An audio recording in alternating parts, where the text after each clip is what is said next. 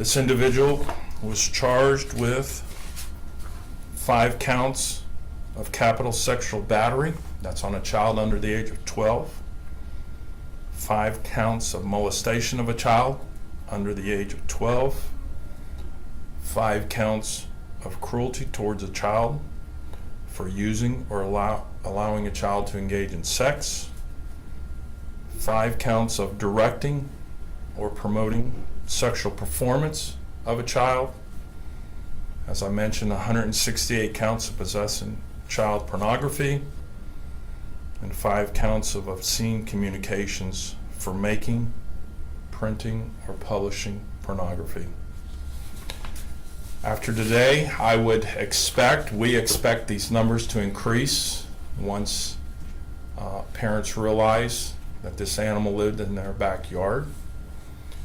And that's about all I can share with you right now. It's the most egregious crime that we see. You had a question? Yeah, just to kind of confirm, there was no relationship prior, like familial or friendship with any of the child's parents. These were maybe likely groomed via the internet or via gaming systems. I think this individual put it out there that, hey, he had this gaming room. You are welcome to come when I'm here. And he actually gave access to one of the victims when he wasn't home to go there. So to go play these games. But again, these sexual predators, they entice children, groom them, and then sexually assault them. And this is the classic case that he used. Go ahead, Will. Earlier in the news conference, I guess you had indicated about the law changing for punishment for capital sexual battery. Becomes a death penalty, correct.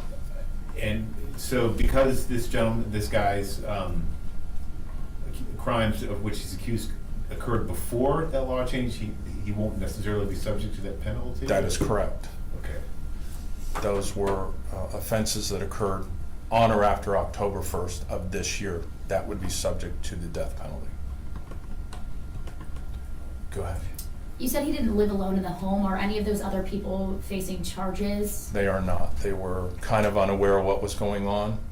Also, this subject was arrested by Fort Pierce Police Department in the days preceding our involvement, and he was arrested for a burglary. He was in jail, and one of these victims took his older brother over to the house to play games, and the older brother actually identified the child pornography on the computer, and that's how all this rolled into what it is today. To be clear, there's 2 separate videos that were found, 2 separate victims. Yeah, is that true? Captain Norman can tell you about the actual videos and what was in them. And So I'm not going to really talk about what's in them. They're pretty horrific, but right now we've been able to identify for sure 2 separate victims. We believe there's actually more than 2. That's why we're asking for help from our community to see who this is, see if their children had contact with him, and be able to come forward with that information. There was way more than 2 videos. Right now we're up to 168 images. We expect that to increase as far as when we go through a little bit more. We're right at the beginning of our forensics of his computers and phones and whatnot, so we expect there to be more evidence down the road. But right now we want to be able to talk to these live victims in this type of case.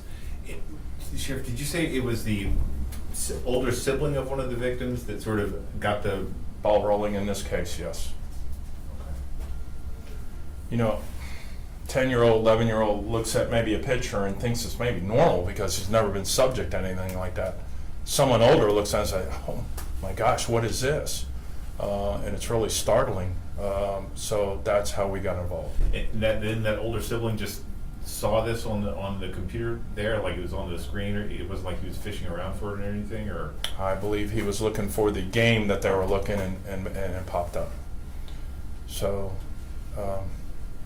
we just asked if there are victims out there, and we know this is a tough subject to talk about with your children. And even if you need help talking to your child, we can offer that here. But we want victims to come forward because we do not want this animal back in our community. Simple as that. One last question. Yeah, could you just share the age of the suspect and then his name spelling? He is 21 years old, and the spelling of his name is CEV. Of course, I can't find it now. It's on the back screen. Okay, CEVYON, Jaden, JADEN, Aiken, AKIN, Walton, WALTON. Do we know if he had a street name or a nickname or anything? None. Okay, he went by that.